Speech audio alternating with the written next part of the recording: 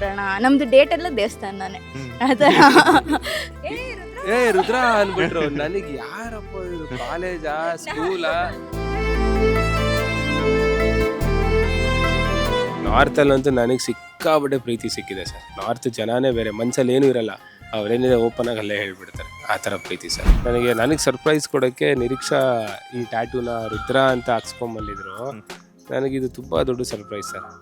Life long ನಿಮ್ಮನ್ನ ಖುಷಿಯಾಗಿ ನೋಡ್ಕೊತೀನಿ, ಚೆನ್ನಾಗಿ ನೋಡ್ಕೊತೀನಿ. ಐ ಲವ್ ಯು ಬಂಗಾರ, ಐ ಲವ್ ಯು ಪಾಪು.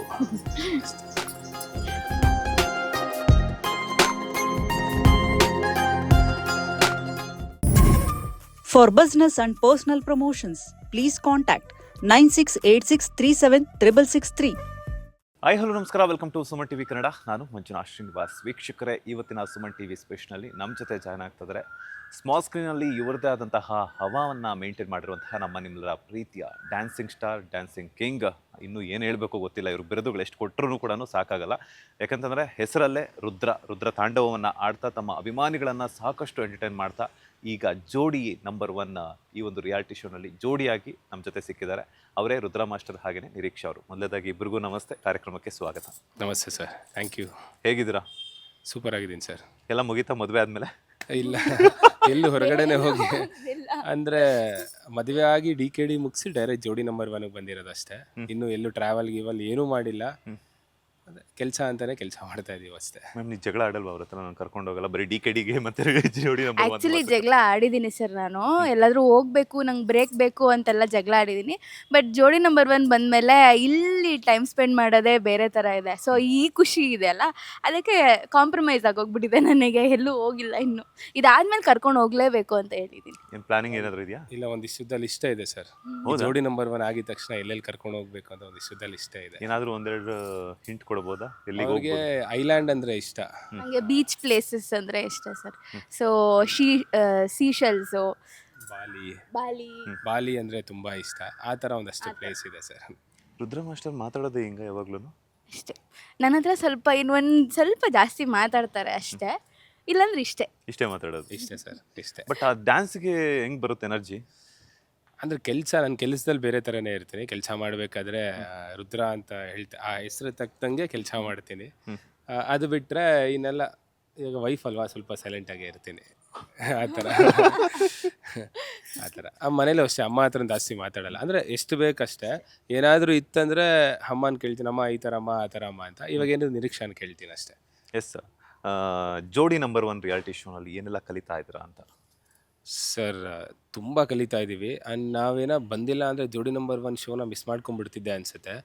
ಸಿಕ್ಕಾಪಟ್ಟೆ ಸೀನಿಯರ್ಸ್ ಇದ್ದಾರೆ. ಕೋಟೆ ಪ್ರಭಾಕರ್ ಸರ್ ಆಗಿರಲಿ, ಗೋಪಿ ಸರ್ ಆಗಿರಲಿ. ಕೋಟೆ ಪ್ರಭಾಕರ್ ಸರ್ ಮದುವೆ ಆಗಿ 30 ವರ್ಷ ಆಗಿದೆ. ಗೋಪಿ ಸರ್ ಸೀನಿಯರ್ ಇದ್ದಾರೆ, ಜಗಪ್ಪ ಅವರಿದ್ದಾರೆ, ತುಂಬ ಜನ ಸೀನಿಯರ್ಸ್ ಇದ್ದಾರೆ. ಮದುವೆ ಆಗಿರೋ ತುಂಬ ಜನ ಸೀನಿಯರ್ಸ್ ಇದ್ದಾರೆ. ಅವರಲ್ಲಿ ಇರೋ ಆ ಬಾಂಡಿಂಗು, ಆ ಪ್ರೀತಿ, ಹೊಂದಾಣಿಕೆ ಕಲಿತಾ ಇದ್ದೀನಿ. ಯಾಕಂದರೆ ನಾವು ಮದುವೆ ಆಗಿ ಜಸ್ಟ್ ಒಂದು 90 ಡೇಸ್ ಆಗಿದೆ ಅಷ್ಟೇ, 3 ತಿಂಗಳಾಗಿದೆ. ಅಲ್ಲಿ ಮದುವೆನೋ ರೆಸ್ಪಾನ್ಸಿಬಿಲಿಟಿ ಇರುತ್ತಲ್ಲ, ಸಂಸಾರನೋ ರೆಸ್ಪಾನ್ಸಿಬಿಲಿಟಿ ಇರುತ್ತಲ್ಲ, ಅದನ್ನು ಅವ್ರನ್ನ ನೋಡಿ ತುಂಬ ಕಲಿತಾ ಇದ್ದೀನಿ ನಾನು. ಎಸ್ ಮ್ಯಾಮ್, ನೀವೇನು ಕಲಿತಿದ್ದೀರಾ ಅಂತ? ಸರ್ ಅದೇ ಅವ್ರು ಹೇಳ್ದಂಗೆ ಜಗ್ಗಪ್ಪ ಸರು ಮತ್ತು ಸುಷ್ಮಿತಾ ಮ್ಯಾಮ್ ಅವರು ಅಷ್ಟೇ, ಎಷ್ಟು ಕಿತ್ತಾಡ್ತಾರೆ ಅಷ್ಟೇ ಪ್ರೀತಿ ಅವರಲ್ಲಿ. ಅದು ಆಗಿರಲಿ, ಆಮೇಲೆ ಅಪೂರ್ವ ಮತ್ತು ಅಭಿ ಅಣ್ಣ ಅವರು ಅಷ್ಟೇ. ಆ ಮಗುನಿಟ್ಕೊಂಡು ಅವರು ಕೆಲಸ ಮಾಡಿಕೊಂಡು ಎಷ್ಟು ಚೆನ್ನಾಗಿ ಲೈಫ್ನ ಸಂಭಾಳಿಸ್ಕೊಂಡು ಹೋಗ್ತಾ ಇದ್ದಾರೆ ಅಂದರೆ, ಅದೆಲ್ಲ ನೋಡಿದ್ರೆ ಒಂಥರ ಮಾದರಿ ಅಂತಲೇ ಅನಿಸುತ್ತೆ. ಸೊ ತುಂಬ ಇದೆ ಕಲಿತಾ ಇದ್ದೀವಿ.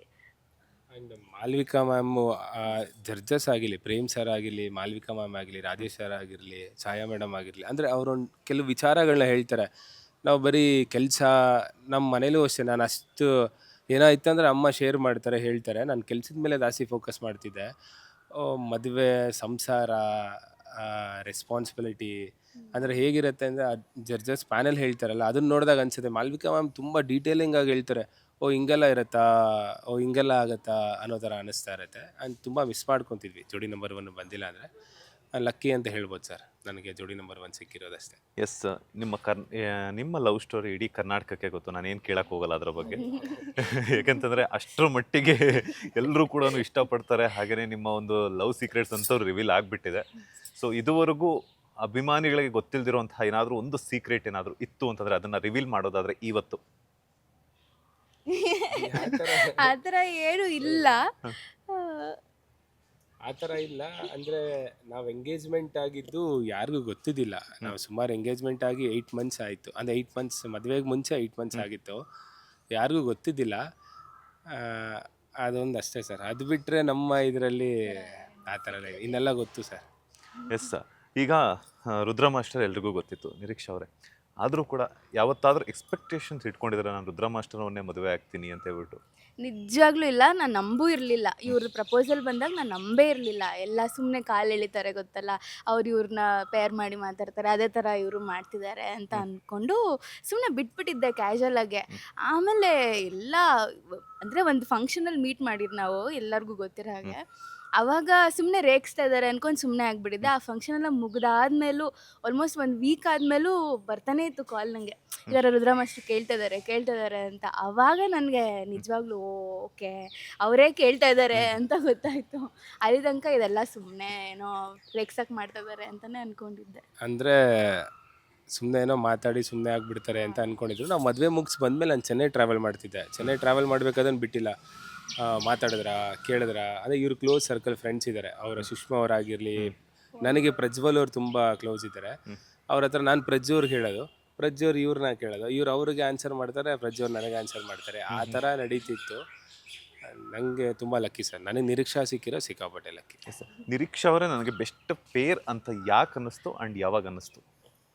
ನನಗೆ ಪ್ರಜ್ವಲ್ ಅವ್ರ ಮನೇಲಿ ಇದ್ದಾಗ ಅನಿಸಿದ್ದು, ಕರೆಂಟ್ ಹೋಗಿರುತ್ತೆ. ಕರೆಂಟ್ ಹೋದಾಗ ಅವರು ಒಂದು ಕ್ಯಾಂಡಲ್ನ ತೊಗೊಂಡು, ನಮ್ಮ ಗುರುಗಳಿರ್ತಾರೆ ಮೋಹನ್ ಬಾಸು, ನಾನು ಅವ್ರು ಕೂತ್ಕೊಂಡು ಏನೋ ಎಡಿಟಿಂಗ್ ಇತ್ತು ಮಾತಾಡ್ತಾ ಕೂತಿರ್ತೀವಿ. ಅವರು ಓವರ್ಲ್ಯಾಪಲ್ಲಿ ಅವರು ಸುಷ್ಮಾ ಅವ್ರ ರೂಮಲ್ಲಿ ಇರ್ತಾರೆ, ಅಲ್ಲಿಂದ ಈಚೆ ಬರ್ತಾರೆ ಮಾತಾಡಿಕೊಂಡು, ಕ್ಯಾಂಡಲ್ ತೊಗೊಂಡು ಬಂದು ಟೇಬಲ್ ಮೇಲೆ ಇಡ್ತಾರೆ. ಆವಾಗಲೇ ನಾನು ನೋಡಿದ್ದು ಫುಲ್ ಕತ್ಲೆ, ಇಷ್ಟು ಮಖಕ್ಕೆ ಮಾತ್ರ ಬೆಳಗ್ಗೆ ಬಿದ್ದಿತ್ತು. ಆವಾಗ ನನಗೆ ಮದುವೆ ಆದರೆ ಇವ್ರನ್ನ ಮದುವೆ ಆಗಬೇಕಪ್ಪ ಅಂತ ಅನಿಸಿ ನಾನು ಸುಮ್ಮನೆ ಆಗಿಬಿಟ್ಟಿದ್ದೆ. ಅದಾದಮೇಲೆ ನನಗೆ ಇವ್ರು ಸಿಕ್ಕಿದ್ದೆ ಪ್ರಜ್ವಲ್ ಅವ್ರ ಮದುವೆಯಲ್ಲಿ. ಅಲ್ಲಿಗೆ ನಾನು ಸೀರಿಯಸ್ ಆಗಿ ತೊಗೊಂಡಿಲ್ಲ, ಮಾತಾಡೋಣ ಒಂದ್ಸತಿ, ಮಾತಾಡೋದಲ್ಲಿ ಏನಿದ್ದೆ. ಆಮೇಲೆ ನಮ್ಮ ಮನೇಲಿ ತುಂಬ ವೆಯ್ಟ್ ಮಾಡ್ತಿದ್ರು, ನಾನು ಬರೀ ಕೆಲಸ ಅದರಲ್ಲೇ ಇದ್ದೆ. ಮದುವೆ ಆಗೋ ಗುರುಬಲ ಬಂದಿದೆ, ಮದುವೆ ಅದು ಬಂದು ಹೋದ್ಮೇಲೆ ಮತ್ತೆ 3-4 ಇಯರ್ಸ್ ಮದುವೆನೇ ಆಗಲ್ಲ ಅಂತ ಏನೋ ಅಂತಾರೆ. ಅದನ್ನು ತುಂಬ ಜನ ಎಲ್ಲರೂ ತಲೆಗೆ ಹೇಳಿ ನಮ್ಮ ತಾಯಿಗೆ ತುಂಬ ತಲೆಗೆ ತುಂಬಿಸ್ಬಿಟ್ಟಿದ್ರು. ನಮ್ಮ ತಾಯಿ ತುಂಬ ವೆಯ್ಟ್ ಮಾಡ್ತಿದ್ರು. ಸರಿ ಇಲ್ಲ ಆಗೋಣ. ನಾನು ಬಂದು ಮನೇಲಿ ಹೇಳಿದ ತಕ್ಷಣ ನಮ್ಮ ಅಮ್ಮ ಫುಲ್ ಹ್ಯಾಪಿ, ಮದುವೆ ಆಗ್ತಿದ್ಯಾ ಅಪ್ಪ ಸಾಕಪ್ಪ ಅಂತ ಹೇಳಿ ಹೋಗಿ ಕೂತ್ಕೊಂಡು ಮಾತಾಡಿ ಎಲ್ಲ ಓಕೆ ಆಯಿತು ಸರ್. ರುದ್ರ ಮಾಸ್ಟರ್ ನಿಮ್ಗೆ ಇಷ್ಟ ಆಗಿರುವಂತಹ ಗುಣ ಅಂದರೆ ಯಾವುದು ಅಂತ? ಅವ್ರು ತುಂಬ ಸಿಂಪಲ್ ಮನುಷ್ಯ, ನಂಗೆ ಅದೇ ತುಂಬ ಇಷ್ಟ. ಏನು ಅವ್ರ ಹತ್ರ ಖರ್ಚು ಇರಲ್ಲ, ಏನೂ ಇರಲ್ಲ, ಎಲ್ಲಿ ಖರ್ಚಲ್ಲ ನಾನೇ. ಪಾಪ ಅವ್ರು ಏನಿಲ್ಲ, ನಾನು ಏನು ಹೇಳಿದ್ರು ಅಂತ ಎಲ್ಲದಕ್ಕೂ ಕೋಆಪ್ರೇಟ್ ಮಾಡ್ತಾರೆ. ನನಗೆ ರುದ್ರ ಮಾಸ್ಟರ್ ಮುಂಚೆಯಿಂದಾನು, ರುದ್ರ ಮಾಸ್ಟರ್ ಅಂದರೆ simplicity, he is well known for simplicity ಅಂತಲೇ ಗೊತ್ತು. ಸೊ ಆ ಗುಣನೇ ನಂಗೆ ತುಂಬ ಇಷ್ಟ ಸರ್. ಏನು ಆಡಂಬರ ಇಲ್ಲ, ವೆರಿ ಸಿಂಪಲ್. ಒಂದು ಟೀ ಶರ್ಟು, ಒಂದು ಟ್ರ್ಯಾಕ್ ಪ್ಯಾಂಟು, ಒಂದು ಚಪ್ಪಲಿ ಹಾಕೊಂಡು ಹೋಗ್ತಾ ಇದ್ರೆ ಇನ್ನೇನು ಬೇಡ, ಕೆಲಸ ಇದ್ದರೆ ಸಾಕು ಅವರಿಗೆ, ಆ ಥರ ಅವರು. ಸೊ ನಂಬಿಕೆಗೆ, ಲಾಯಲ್ಟಿಗೆ ಎಲ್ಲ ತುಂಬ ನಂಬಿಕೆ ಇಟ್ಟಿದ್ದೀನಿ. ತುಂಬ ನಂಬಿಕೆ ಇಡೋವಂಥ ಮನುಷ್ಯ, ಯಾವುದೇ ಕೆಲಸ ಆದರೂ, ಏನೇ ಆಸ್ಪೆಕ್ಟ್ ಬಂದರೂ. ಸೊ ಅದೇ ನಂಗೆ ತುಂಬ ಇಷ್ಟ ಅವರಲ್ಲಿ. Yes sir. ನಿಮ್ಮಿಬ್ಬರು ಜೋಡಿ ನೋಡಿ, ಯಾಕಂತಂದರೆ ಈಗ ಸಾಕಷ್ಟು ಜನ ರುದ್ರ ಮಾಸ್ಟರ್ ಅವ್ರ ಜೊತೆಗೆ ಪೇರ್ ಆಗಿಬೇಕು ಅಂತ ಹೇಳ್ಬಿಟ್ಟು ಈಗ DKDಯಲ್ಲಿ ಆಗಿರ್ಬೋದು, ಆ ಕಂಟೆಂಟ್ಗೋಸ್ಕರ ಆಗಿರ್ಬೋದು, ಚೆನ್ನಾಗಿ ಅವ್ರು ಕಾಲು ಎಳೆಯುವಂಥದ್ದಾಗಿರ್ಬೋದು, ಅನುಶ್ರೀ ಮ್ಯಾಮೇ ಸಾಕಷ್ಟು ಜನ ಕಾಲು ಹೇಳ್ತಿರ್ತಾರೆ. ಸೊ ನಿಮ್ಮಿಬ್ಬರು ಪೇರ್ ನೋಡಿ ಜಡ್ಜಸ್ ಆಗಿರ್ಬೋದು ಅಥವಾ ರಕ್ಷಿತಾ ಮ್ಯಾಮ್ ಆಗಿರ್ಬೋದು ಏನು ಹೇಳಿದರು ಅಂತ? ಅಂದರೆ ರಕ್ಷಿತಾ ಮ್ಯಾಮ್ ಆಗಿರಲಿ, ಶಿವಣ್ಣ ಆಗಿರಲಿ, ವಿಜಯ್ ಸರ್ ಆಗಿರಲಿ, ಅರ್ಜುನ್ ಸರ್ ಆಗಿರಲಿ, ಅಥವಾ ರಚಿತಾರಾಮ್ ಮ್ಯಾಮ್ ಆಗಿರಲಿ, ಬಂದಿದ ತಕ್ಷಣ ನನಗೆ ಇವರು ಒಂದ್ಸರಿ DKDಲಿ ಸೆಮಿಫಿನಾಲೆ ಅನಿಸುತ್ತೆ, ಸೆಮಿಫಿನಾಲೆಯಲ್ಲಿ ಒಂದು ಪ್ರೀ ಫಿನಾಲೆ ರೌಂಡ್ ಇತ್ತು. ಆಲ್ರೆಡಿ ಮದುವೆ ಆಗೋದು ಇದೆಲ್ಲ ಗಾಸಿಪ್ ನಡೀತಿತ್ತು. ನನಗೆ ಸರ್ಪ್ರೈಸ್ ಆಗಿ ಇವ್ರನ್ನ ಒಂದು ಟೆನಲಿಂದ ಎಂಟ್ರಿ ಕೊಟ್ಟರು. ಆವಾಗ ಅದೇ ಫಸ್ಟ್ ಟೈಮ್ ನಿರೀಕ್ಷಾ ಸ್ಟೇಜ್ಗೆ ಅಂತ ಬಂದಾಗ ಅಲ್ಲಿ ಶಿವಣ್ಣ ಒಂದಷ್ಟು ಮಾತುಗಳು ಹೇಳಿದರು. ನೀವು ತುಂಬ ಚೆನ್ನಾಗಿರ್ತೀರಾ, ನೋಡೋಕ್ಕೆ ತುಂಬ ಕ್ಯೂಟಾಗಿದೆ ನಿಮ್ಮ ಪೇರು ಅಂತೆಲ್ಲ ಹೇಳಿದರು. ರಕ್ಷಿತಾ ಮ್ಯಾಮು ನನಗೆ ಯಾವಾಗಲೂ ಬೈತಾನೆ ಇರ್ತಾರೆ, ಯಾವಾಗಲೂ ಮದುವೆ ಆಗ್ತೀಯಾ, ಏನೋ ಮಾಡ್ತೀಯಾ, ಏನೋ ಹಂಗೆ ಹಿಂಗೆ ಅಂತಲೇ ಇರ್ತಾರೆ. ಆ್ಯಂಡ್ ಮ್ಯಾಮ್ ಮೊನ್ನೆ ರೀಸೆಂಟಾಗಿ KD ಮೂವಿಗೆ ಈ ಥರ ಬರಬೇಕು ಅಂತ ಹೇಳಿದಾಗ ನಿರೀಕ್ಷಾನ ಆವಾಗಲೇ ನಾನು ಅಲ್ಲಿ ಕರ್ಕೊಂಡೋಗಿದ್ದು. ಆವಾಗ ಮ್ಯಾಮ್ ಆವಾಗಲೇ ಮೀಟ್ ಮಾಡಿದ್ದು, ತುಂಬ ಕ್ಯೂಟ್ ಆಗಿದ್ದೀರಾ ನೀವಿಬ್ಬರು ಜೋಡಿ ಅಂತ ಹೇಳಿದ್ರು. ಅದೇ ನನ್ನ ಇಲ್ಲಿವರೆಗೂ ಹೇಗೆ ಇಷ್ಟಪಟ್ಟು ಬ್ಲೆಸ್ ಮಾಡಿದರು, ಅದೇ ಥರ ನನ್ನ ವೈಫ್ ನಿರೀಕ್ಷಾಗೂ ಅದೇ ಥರ ಬ್ಲೆಸ್ಸಿಂಗ್ ಸಿಕ್ಕಿದ್ರೆ, ಇಬ್ಬರಿಗೂ ಸಿಕ್ಕಿದ್ರೆ ಸಾಕಷ್ಟು. ಎಸ್. ಆಟೋ ಸವಾರಿ ಎಲ್ಲ ಮುಗಿತಾ ಅಂತ? Auto correct. ಅದು ನಾವು ಎಂಗೇಜ್ಮೆಂಟ್ ಆದಮೇಲೆ ರಾಘವೇಂದ್ರ ಸ್ವಾಮಿ ದೇವಸ್ಥಾನಕ್ಕೆ ಹೋಗಬೇಕು, ಮಂತ್ರಾಲಯಕ್ಕೆ ಹೋಗಬೇಕು ಅಂತ ಹೋಗಿದ್ದು. ಅವಾಗ ಸುಮ್ಮನೆ ಆಟೋಲಿ ಪ್ಲೇ ಆಗ್ತಿತ್ತು ಹಾಡು, ಇವ್ರು ಹಾಗೇ ಕುತ್ಕೊಂಡು ಮಾಡಿದ್ರು. ಅದನ್ನು ಅದನ್ನ ಜಸ್ಟ್ ಒಂದು ವಿಡಿಯೋ ಮಾಡಿ ಇಟ್ಕೊಂಡಿದ್ದೆ. ಹಿಂದೆಗಡೆ ನಮ್ಮ ಗುಂಡ ಅಂತ ನಮ್ಮ ಗುಂಡ ಮೇಲೆ ಇನ್ನೊಬ್ರು ಇದ್ರು, ಅವ್ರನ್ನ ಸುಮ್ಮನೆ ಕುತ್ಕೊಂಡು ವಿಡಿಯೋ ಮಾಡ್ತಿದ್ರು. ಆ ವಿಡಿಯೋನ ಇವ್ರು ವಾಪಸ್ ಕಳಿಸಿ ಪೋಸ್ಟ್ ಮಾಡಿದಾಗಲೇ ನನಗೆ ಗೊತ್ತಾಯ್ತು ಇದನ್ನ ವಿಡಿಯೋ ಮಾಡಿದರೆ ವಿಡಿಯೋ ಇದೆ ಅಂತ. ಅದೆಲ್ಲ ತುಂಬ ಸ್ಪೆಷಲ್ ಮೂಮೆಂಟ್ ಅಲ್ಲ ನನಗೆ. ಸೊ ನಂಗೆ ತುಂಬ ಖುಷಿ ಆಗ್ತಿತ್ತು. ಅದು ಆ ವಿಡಿಯೋ ನೋಡ್ತಾನೆ ಇರ್ತಿದ್ದೆ. ಸೊ ರೈಟ್ ಟೈಮ್ ವೇಟ್ ಮಾಡ್ತಿದ್ದೆ. ಮೇ ಬಿ 2nd ಮಂತ್ ಆ್ಯನಿವರ್ಸರಿಗೇನೋ ಪೋಸ್ಟ್ ಮಾಡಿದೆ. ಎಸ್, ನೀವು ನಿಮ್ಮಿಬ್ಬರ ಲೈಫಲ್ಲಿ ತುಂಬ ಇಷ್ಟಪಡುವಂತಹ ದೇವರು ಅಂದರೆ ಯಾರು ಅಂತ? ನನಗೆ ಆಂಜನೇಯ ಸರ್. ನನಗೆ ನನ್ನ ಲೈಫಲ್ಲಿ ನನ್ನ ತುಂಬ ದೊಡ್ಡ ಬ್ಯಾಕ್ ಬೋನ್ ಆಗಿರಲಿ ಅಥವಾ ನಾನು ಏನೇ ಒಂದು ಕೆಲಸ ಮಾಡಿದ್ರು ನನಗೆ ಆಂಜನೇಯ ನೆನೆಸ್ಕೊಂಡೇ ಮಾಡೋದು. ಎಲ್ಲ ದೇವ್ರನ್ನೂ ತುಂಬ ನಂಬ್ತೀನಿ, ಅದೇ ನನಗೆ ಆಂಜನೇಯ ನನ್ನ ಲೈಫಲ್ಲಿ ತುಂಬ ಇಷ್ಟಪಡೋ ದೇವರು ಸರ್. ನಾನು ದುರ್ಗಾ ಪರಮೇಶ್ವರಿ. ದೇವರಂದರೆ ನನಗೂ ತುಂಬ ನಂಬಿಕೆ ಇದೆ. ಅದರಲ್ಲಿ ಸ್ಪೆಷಲಿ ದುರ್ಗಾ ಪರಮೇಶ್ವರಿ ಅಂದರೆ ಇಷ್ಟ. ಎಸ್, ಈಗ ಅಭಿಮಾನಿಗಳು ಎಲ್ಲ ಒಂದು ಶಾಪಿಂಗ್ ಅಥವಾ ಏನಾದರೂ ಹೋಗ್ತಾರೆ, ನೋಡಿದ ತಕ್ಷಣ ಅಭಿಮಾನಿಗಳು ಬಂದು ಮುತ್ಕೊಳ್ಳುವಂಥದ್ದು ಅದೆಲ್ಲ ಆಗುತ್ತೆ. ಯಾವುದಾದ್ರೂ ಒಂದು ಫನ್ನಿ ಇನ್ಸಿಡೆಂಟ್ ಆಗಿರುವಂಥದ್ದನ್ನು ಶೇರ್ ಮಾಡೋದಾದರೆ ಅಭಿಮಾನಿಗಳ ಫನ್ನಿ ಅಂತ ಇಲ್ಲ. ನನಗೆ ಸ್ಟಾರ್ಟಿಂಗಲ್ಲಿ ನಂಗೆ ಗೊತ್ತಿತ್ತು ರುದ್ರಾ ಮಾಸ್ತರ್ಗೆ ಫ್ಯಾನ್ ಫಾಲೋಯಿಂಗ್ ಇದೆ, ಫ್ಯಾನ್ಸ್ ಇದ್ದಾರೆ, ಎಲ್ಲ ಗೊತ್ತಿತ್ತು. ಅದರಲ್ಲೂ ಎಲ್ಡರ್ಲಿ ಕಪಲ್ಸು, ಎಲ್ಡರ್ಲಿ ಅಜ್ಜಿ ತಾತ ಅವರೇ ಜಾಸ್ತಿ ಇವ್ರನ್ನ ಇಷ್ಟಪಡೋದು ಅಂತ ಗೊತ್ತಿತ್ತು.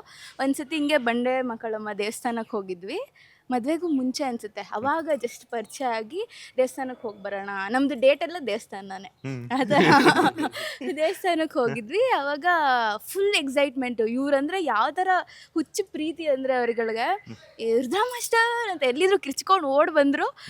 ಇವರು ದೇವಸ್ಥಾನದಲ್ಲೆಲ್ಲ ಅಷ್ಟು ಎಂಕರೇಜ್ ಮಾಡೋಕ್ಕೆ ಹೋಗಲ್ಲ, ಆಚೆ ಬನ್ನಿ ತಗೋತೀವಿ ಫೋಟೋ ಅಂತ ಅಂದ್ಬಿಟ್ಟು ಒಳಗೆ ಬಂದುಬಿಟ್ರು. ಆಲ್ಮೋಸ್ಟ್ ತುಂಬ ರಶ್ ಇತ್ತು ಅವತ್ತು ದೇವಸ್ಥಾನ. ಬರೋದು ಆಲ್ಮೋಸ್ಟ್ 1.5 ಅವರ್ ಆಗಿದೆ ಸರ್. 1.5 ಅವರ್ ಅವರಲ್ಲೇ ನಿಂತಿದ್ದಾರೆ ಕಾಯ್ಕೊಂಡು.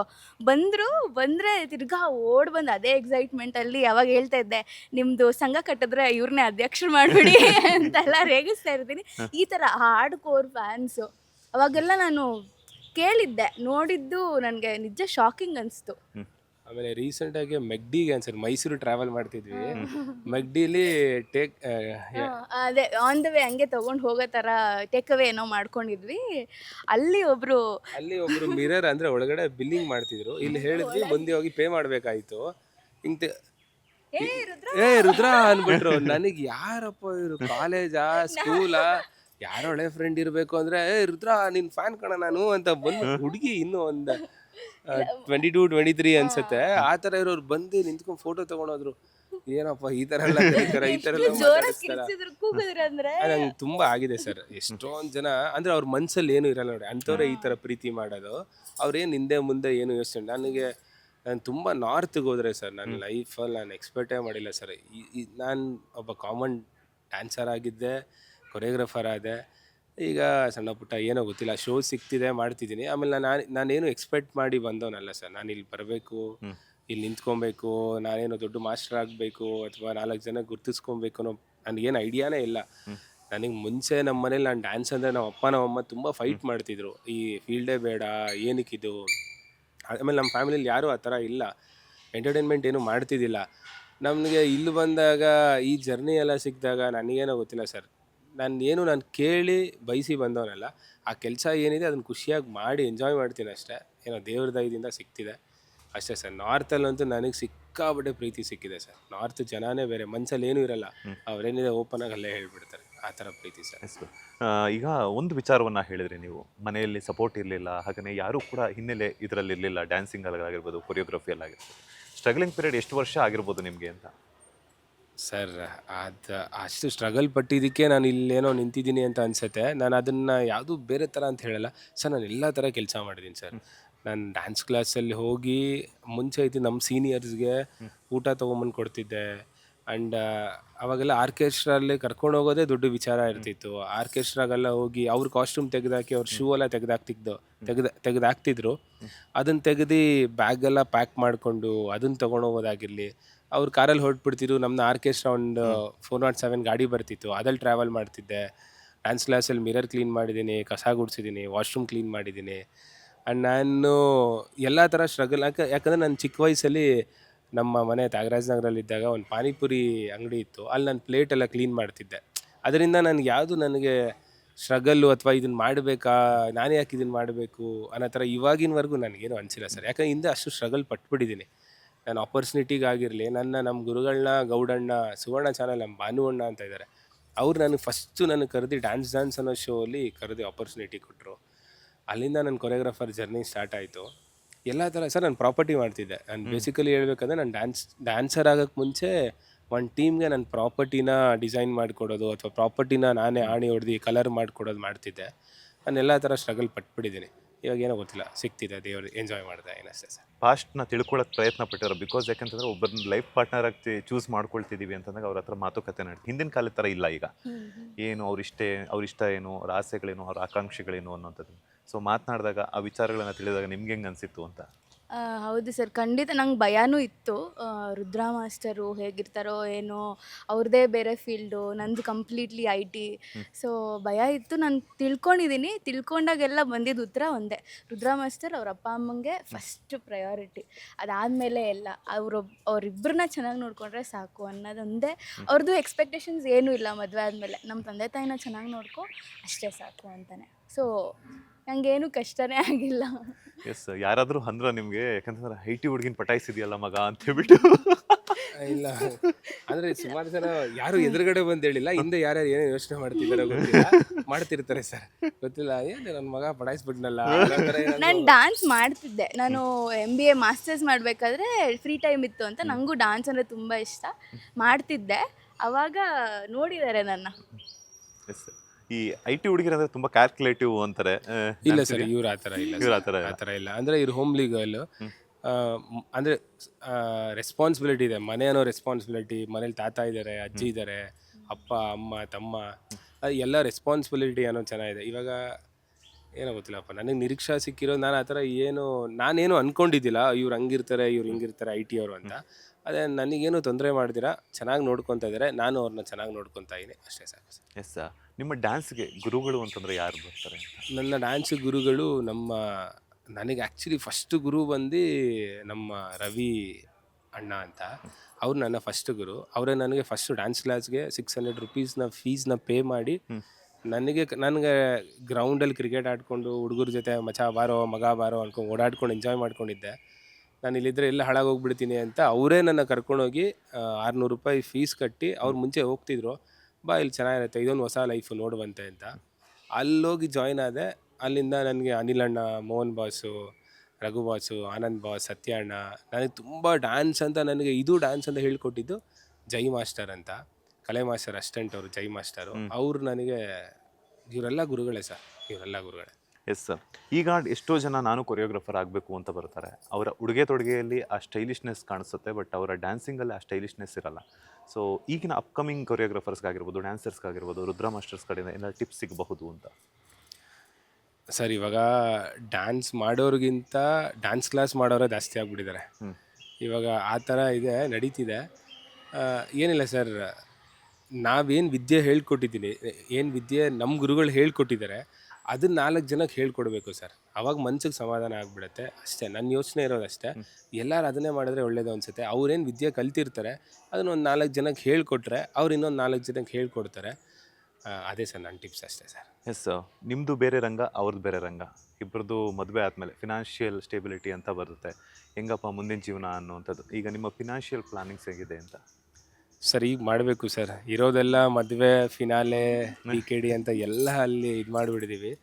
ಮುಂದೆ ಏನಾದರೂ ಮಾಡಿದಾಗ ನನ್ನ ತಲೆಯಲ್ಲಿ ಸರ್, ನಾನು 100 ರೂಪಾಯಿ ದುಡಿದ್ರೆ 20 ರೂಪಾಯಿ ನಾನು ಇಟ್ಕೊಂಡ್ರೆ ಸಾಕು ಸರ್, ಇಲ್ಲ 10 ರೂಪಾಯಿ ಸಿಕ್ಕಿದ್ರೆ ಸಾಕು. ಇನ್ನು ಮಿಕ್ಕಿದ್ದೆಲ್ಲ ನಮ್ಮ ಹುಡುಗರಿಗೆ ಆ್ಯಂಡ್ ನಿರೀಕ್ಷಾಗೆ ಅಷ್ಟೇ ಸರ್ ನನ್ನ ತಲೆಯಲ್ಲಿರೋದು.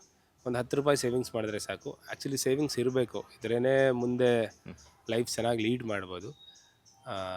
ಇನ್ನು ಮುಂದೆ ಮಾಡಬೇಕು ಸರ್. ಸದ್ಯಕ್ಕಂತೂ ಏನೂ ಮಾಡಿಲ್ಲ, ಇನ್ನು ಮುಂದೆ ಮಾಡ್ತೀನಿ ಸರ್. ಓಕೆ. ಈಗ ಫಸ್ಟ್ ಟೈಮ್ ಪ್ರಪೋಸ್ ಮಾಡಿದ್ರಲ್ಲ, ಯಾರು ಪ್ರಪೋಸ್ ಮಾಡಿದ್ದು?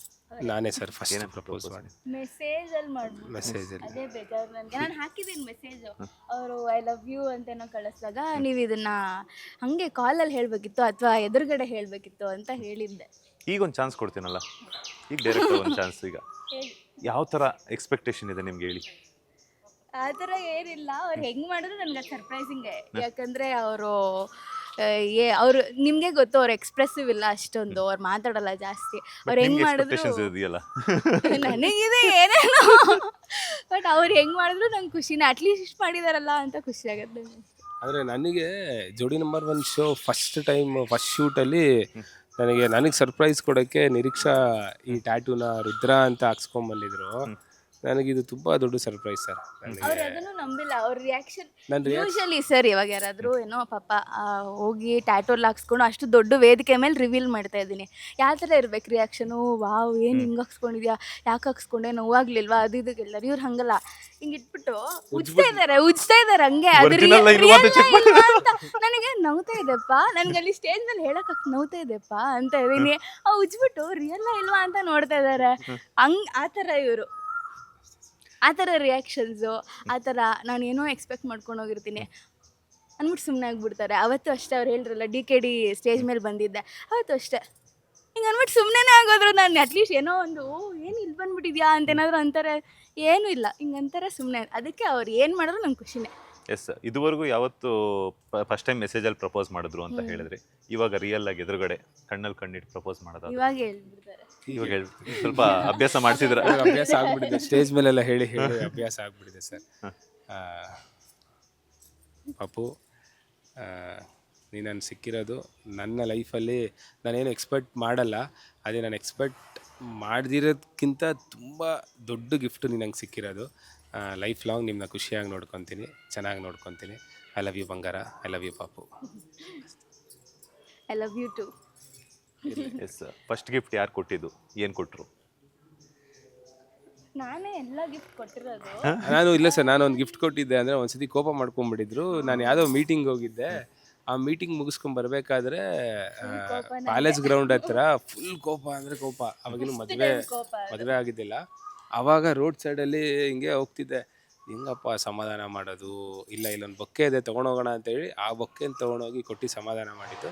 ಅದು ಇವಾಗಲೂ ಹಂಗೆ ಇಟ್ಕೊಂಡಿದ್ದಾರೆ ಸರ್. ಆ ಬುಕ್ಕಲ್ಲಿ ಎಲ್ಲ ಒಣಗೋಗ್ಬಿಟ್ಟಿದೆ. ಅದೆಲ್ಲ ಒಣಗೋಗಿದ್ರು ಒಂದು ಬುಕ್ಕಲ್ಲಿ ಇಟ್ಕೊಂಡು ಹಂಗೆ ಇಟ್ಕೊಂಡಿದ್ದಾರೆ ಅದನ್ನು. ನೀವೇನು ಕೊಟ್ಟಿದ್ರಿ ಅವ್ರಿಗೆ? ನಾನು ಫಸ್ಟ್ ಗಿಫ್ಟು ಪ್ರಾಬ್ಲಿ ಟ್ಯಾಟೂನೇ ಬಿಗ್ಗೆಸ್ಟ್ ಗಿಫ್ಟು. ಅದು ಬಿಟ್ಟರೆ ಸಣ್ಣ ಪುಟ್ಟದ್ದು ಬೈಕ್ನ ಗಿಫ್ಟ್ ಮಾಡಿದ್ರು ನನಗೆ. ನನ್ನ ಬರ್ಡೇಗೆ ನನ್ನ KTM ಅಂದರೆ ತುಂಬ ಇಷ್ಟ. KTM ಬೈಕ್ನ ಗಿಫ್ಟ್ ಮಾಡಿದ್ರು ಸರ್. ಅದು ಮದುವೆಗೂ ಮುಂಚೆ. ಅದೇ ಗಿಫ್ಟ್. ಆ್ಯಕ್ಚುಲಿ ನೋಡಿದ್ರಲ್ಲ, IT ಅವ್ರನ್ನ ಮದುವೆ ಆದ್ರೆ ಬೈಕ್ಗಳು ಗಿಫ್ಟ್ ಬರುತ್ತೆ. ನಮ್ಮನ್ನ ಮದುವೆ ಆದ್ರೆ ಗೊತ್ತಲ್ಲ ಸರ್, ಗಿಡ ಅದು ಇದು ಮರದಲ್ಲಿರೋ ಗಿಡ ಕಿತ್ಕೊಂಡು. ಮೇಡಮ್, ನಿಮ್ಮ ಫ್ರೆಂಡ್ ಯಾರಾದರೂ ಇದ್ದಾರೆ ಮೇಡಮ್? ನಾನು ಮದುವೆ ಇದಾರೆ ಸರ್, ಬನ್ನಿ. ಎನಿವೆ, ತುಂಬ ಖುಷಿ ಆಯಿತು. ಆ್ಯಂಡ್ ಹಾಗೆಯೇ ಫೈನಲ್ ಆಗಿ ಈಗ ಒಂದು ಜಲಸ್ ಫೀಲ್ ಆಗ್ತಿದೆ ಹುಡುಗಿರಿಗೆ, ಅವರ ಹೆಸರು ಜೊತೆ ಯಾರಾದರೂ ಇನ್ನೊಬ್ಬ ಹುಡುಗಿ ಹೆಸರು ತಳಕಾಗ್ತಿದೆ ಅಂತಂದಾಗ. ಆಗಿದೆ ಸರ್, ನನಗೂ ಒಂದೊಂದ್ಸತಿ ನಂಗೆ ಗೊತ್ತಿತ್ತು ಇದೆಲ್ಲ ಸುಮ್ಮನೆ ತಮಾಷೆ ಕಾಲೆಳೆಯೋಕೆ ಮಾಡೋದು ಅಂತ ಗೊತ್ತಿತ್ತು. ಬಟ್ ಹೇಗಂದರೆ ಕೆಲವೊಬ್ಬರು ಜನ ಫುಲ್ ಪಾಸಿಟಿವ್ ಆಗಿ ತೊಗೊಂಡಿದ್ದಾರೆ, ಕೆಲವೊಬ್ರು ಅದನ್ನು ರಿಯಲ್ ಆಗು ಅಂದ್ಕೊಂಡ್ಬಿಟ್ಟಿರ್ತಾರೆ, ಅದನ್ನೇ ಡೀಪಾಗಿ ತೊಗೊಂಡು ಅದಕ್ಕೆ ಒಂದು ಫ್ಯಾನ್ ಬೇಸ್ ಕ್ರಿಯೇಟ್ ಆಗಿಬಿಟ್ಟಿರುತ್ತೆ. ಅವ್ರು ತುಂಬ ಇಷ್ಟಪಡೋಕ್ಕೆ ಶುರು ಮಾಡಿಬಿಟ್ಟಿರ್ತಾರೆ, ಆ ಜೋಡಿನಾಗಿರಲಿ. ಆ ಥರ ಎಲ್ಲ ಬಂದಾಗ ನಮ್ಮಿಬ್ಬರ ಮದುವೆ ಫಿಕ್ಸ್ ಆದಾಗ ಆ ಥರ ಕಮೆಂಟ್ಸು ಬಂದಿತ್ತು. ಆವಾಗ ಸ್ವಲ್ಪ ಅಪ್ಸೆಟ್ ಆಗಿದ್ದುಂಟು ನಾನು. ಅವಾಗ ಏನಿಲ್ಲ, ನನ್ನ ಹಸ್ಬೆಂಡೇ ಇದೆಲ್ಲ ಕಾಮನ್ ಅಮ್ಮ, ಇದೆಲ್ಲ ಹಾಗೆ ಇರುತ್ತೆ, ನಿಂಗೆ ಗೊತ್ತು ತಾನೇ ಏನು ನಡೀತಿದೆ ಹೆಂಗಿದೆ ಅಂತಂದು ಅವರೇ ನನಗೆ ಸಮಾಧಾನ ಹೇಳಿ, ಅವರೇ ನನಗೆ ಬ್ಯಾಕ್ ಬೋನಾಗಿ ನಿಂತಿದ್ದು. ಎಸ್, ಪುಟ್ ನಿರೀಕ್ಷಾ ಅಥವಾ ಪುಟ್ಟ ರುದ್ರ ಅಷ್ಟೇ ಹೋಗಿ ಬರಬಹುದು. ಅದೇ ಒಂದು ಸ್ವಲ್ಪ ಲೈಫಲ್ಲಿ ಸೆಟ್ಲ್ ಆಗಿ ಎಲ್ಲ ಮಾಡಿ, ಸೆಟ್ಲ್ ಅಂತ ಏನಿಲ್ಲ, ಗೊತ್ತಿಲ್ಲ ಸರ್. ಇನ್ನು ಯೋಚನೆ ಮಾಡಿ 3 months ಆಗಿದೆ ಮದುವೆ ಆಗಿ. ಸೊ ಲೈಫ್ನ ಈಗ ನಾವು ಸುಮ್ಮನಿದ್ರು ಕೂಡ ತಂದೆ ತಾಯಿ ಆಗಿರ್ಬೋದು, ತಂದೆ ತಾಯಿ ಸುಮ್ಮನಿದ್ರು ಕೂಡ ಏನೋ ಅವ್ರ ಪಾಡ್ಗೆ ಅವ್ರು ಎಂಜಾಯ್ ಮಾಡ್ಲಿ ಅಂತಿರ್ತಾರೆ. ಬಟ್ ರಿಲೇಟಿವ್ಸ್ ಅಂತ ಇರ್ತಾರಲ್ಲ, ಇನ್ನು ಶುರು ಆಗಿಲ್ಲ, ಅದು ಪ್ರಾಬ್ಲಿ 1 year ಆದ್ಮೇಲೆ ಶುರು ಆಗುತ್ತೆ ಅನ್ಸುತ್ತೆ ಅಷ್ಟೇ. ಎಸ್, ಫೈನಲಿ ಅಭಿಮಾನಿಗಳಿಗೆ ಏನು ಹೇಳ್ತೀರಾ ಅಂತ? ನನಗೆ ಇಲ್ಲಿವರೆಗೂ ರುದ್ರ ಅಂತ ಏನು ನನಗೆ ಬ್ಲೆಸ್ ಮಾಡಿದ್ರಿ, ಅಥವಾ ನಾನು ಇವಾಗ ನನ್ನ ಜರ್ನಿಲಿ ಒಂದು 9 ವರ್ಷ ಜರ್ನಿಲಿ ಎಲ್ಲರೂ ಎಷ್ಟು ಬ್ಲೆಸ್ ಮಾಡಿದ್ದೀರ, ಅದೇ ಥರ ನಿರೀಕ್ಷಾ ನನ್ನ ಲೈಫಿಗೆ ಬಂದಿದ್ದಾರೆ. ಅದೇ ರೀತಿ ಅವ್ರಿಗೂ ಪ್ರೀತಿ ಕೊಡಿ, ನಮ್ಮಿಬ್ಬರಿಗೂ ಸೇರಿ ಬ್ಲೆಸ್ ಮಾಡಿ. ಅಷ್ಟೇ. Thank you so much. ಅಷ್ಟೇ ಸರ್, ಅವ್ರನ್ನ ಎಷ್ಟು ಇಷ್ಟಪಟ್ಟು ಎಷ್ಟು ಪ್ರೀತಿ ಕೊಟ್ಟಿದ್ದಾರೆ, ಅಷ್ಟೇ ಪ್ರೀತಿ ನನಗೂ ಕೊಟ್ಟಿದ್ದೀರಾ, ನನಗೂ ಎಕ್ಸೆಪ್ಟ್ ಮಾಡ್ಕೊಂಡಿದ್ದೀರಾ. ಸೊ ಅದೇ ಥರ ನಮ್ಮನ್ನು ಬ್ಲೆಸ್ ಮಾಡ್ತೀರಿ. Thank you. Thank you so much. ಇಷ್ಟೊತ್ತು ನಮ್ಮ ಸುಮನ್ TV ಜೊತೆ ಒಂದಷ್ಟು ಇನ್ಫಾರ್ಮೇಷನ್ನ ಶೇರ್ ಮಾಡೋದಕ್ಕೆ ಒಳ್ಳೆಯದಾಗಲಿ. ನೀವಿಬ್ರು ಲೈಫಲ್ಲಿ ಯಾವಾಗಲೂ ನಗ್ನಾಗ್ತಾ ಇದ್ದರೆ Tom and Jerry Thank you, ಥರ ಖುಷಿಯಾಗಿ ನೀವು ಅಂದ್ಕೊಂಡಿರುವಂಥ ಕನಸೆಲ್ಲನೂ ನನಸಾಗಲಿ. All the best. Thank you sir, thank you. Yes, ನೋಡಿದ್ರಲ್ಲ ನಿರೀಕ್ಷಾ ಹಾಗೆಯೇ ರುದ್ರ ಮಾಸ್ಟರ್ ಅವರ ಸ್ಪೆಷಲ್ ಮಾತುಗಳು ಇದಾಗಿತ್ತು. ಕ್ಯಾಮ್ರಾ ಪರ್ಸನ್ ಉದಯ್ ಜೊತೆ ಮಂಜುನಾಥ್ ಶ್ರೀನಿವಾಸ್, ಸುಮನ್ ಟಿವಿ ಕನ್ನಡ, ಬೆಂಗಳೂರು.